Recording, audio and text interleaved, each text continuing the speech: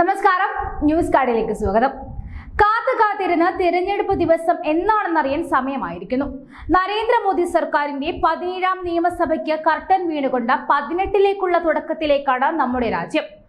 ലോക്സഭാ തെരഞ്ഞെടുപ്പിന് തീയതികൾ നാളെ വൈകിട്ട് പ്രഖ്യാപിക്കുമെന്ന് തെരഞ്ഞെടുപ്പ് കമ്മീഷൻ അറിയിച്ചു കഴിഞ്ഞു. തിരഞ്ഞെടുപ്പ് കമ്മീഷനിലെ പുതിയ അംഗങ്ങളായി മുൻ IAS ഉദ്യോഗസ്ഥനായ ജ്ഞാനേഷ് കുമാർ, സുഖ്ബീർ സിംഗ്, സിന്ധു എന്നിവർ ഇന്ന് ചുമതല ഏറ്റെടുത്തിരുന്നു. ആന്ധ്രാപ്രദേശ്, ഒഡീഷ, സിക്കിം, അരുണാചൽ പ്രദേശ് നിയമസഭകളിലേക്കുള്ള തിരഞ്ഞെടുപ്പും നാളെ പ്രഖ്യാപിക്കും. ജമ്മു കാശ്മീരിലെ വോട്ടെടുപ്പും ആലോചനയിലുണ്ടെന്നാണ് സൂചന. തിരഞ്ഞെടുപ്പുമായി ബന്ധപ്പെട്ടുള്ള ഒരുക്കങ്ങൾ വിലയിരുത്തുന്നതിന്റെ ഭാഗമായി കമ്മീഷൻ അംഗങ്ങൾ എല്ലാ സംസ്ഥാനങ്ങളിലും പര്യടനം പൂർത്തിയാക്കിയിരുന്നു.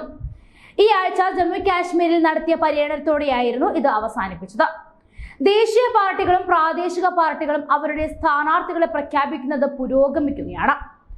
BJP 257 മണ്ഡലങ്ങളിലെ സ്ഥാനാർത്ഥികളെ പ്രഖ്യാപിച്ചപ്പോൾ കോൺഗ്രസ് 82 സീറ്റുകളിലെ സ്ഥാനാർത്ഥികളെയാണ് പ്രഖ്യാപിച്ചത്. 543 ലോക്സഭാ സീറ്റുകളിലേക്കാണ് തിരഞ്ഞെടുപ്പ് നടക്കുന്നത്.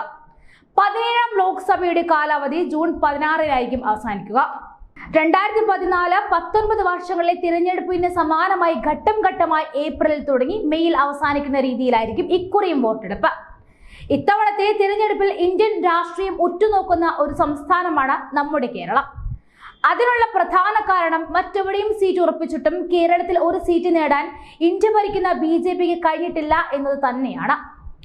2019 നിന്നും 2024 കടക്കുമ്പോൾ കേരളത്തിൽ BJPക്കുള്ള പ്രാവീണ്യം വർദ്ധിച്ചിട്ടുണ്ട്. പല പ്രാദേശിക തിരഞ്ഞെടുപ്പുകളിലും BJP മുന്നിലേക്ക് വന്ന് തന്നെയാണ് ഇതിനുള്ള ഏറ്റവും വലിയ ഉദാഹരണവും. പ്രധാനമായും BJP ലക്ഷ്യം വെക്കുന്ന 6 മണ്ഡലങ്ങളാണുള്ളത്.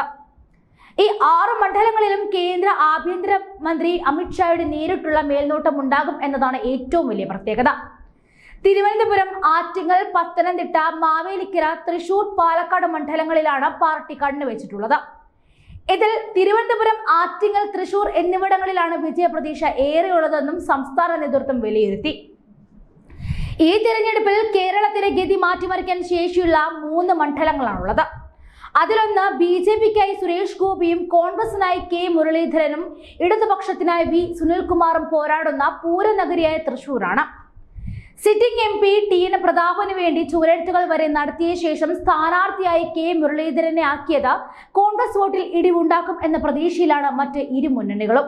ഇത്തവണ തൃശൂർ സുരേഷ് ഗോപിയുടേതാകുമോ എന്നതും ശ്രദ്ധേയം തന്നെ. മറ്റൊരു മണ്ഡലമാണ് TP ചന്ദ്രശേഖരന്റെ ഭാര്യ KK രമ MLA ആയിരിക്കുന്ന വടകര മണ്ഡലം. അവിടെ ഇടതുപക്ഷത്തിന്റെ സ്ഥാനാർത്ഥിയായി നിൽക്കുന്നത് മുൻ ആരോഗ്യമന്ത്രിയും MLAയുമായ KK ശൈലജയാണ്. തിരഞ്ഞെടുപ്പിൽ മാറ്റം വരുത്തുവാൻ ഈ മണ്ഡലത്തിന് കഴിയുമെന്ന് പറയുന്നത് മറ്റൊന്നും കണ്ടല്ല. കാലങ്ങളായി TP ചന്ദ്രശേഖരന്റെ പാർട്ടിയായ RMP ആണ് അവിടെ കൊടികുത്തി വാഴുന്നത്.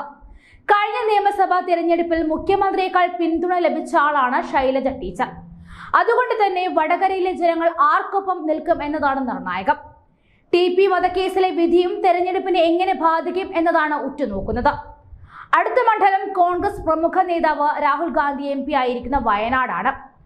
ഇക്കുറി രാഹുൽ ഗാന്ധി കളത്തിൽ തന്നെയുണ്ട്. പക്ഷേ ഇതുവരെ കേരളത്തിലെ 20-ൽ 12 സീറ്റുകളിലേക്കും BJP സ്ഥാനാർത്ഥികളെ പ്രഖ്യാപിച്ചിട്ടും വയനാട്ടിലെ തീരുമാനം ഇനിയും ബാക്കിയാണ് എന്നതാണ് ശ്രദ്ധേയം. ഒരു BJP പ്രമുഖനെ ഇറക്കി കളിക്കുമോ എന്നത് കാണേണ്ടിയിരിക്കുന്നു.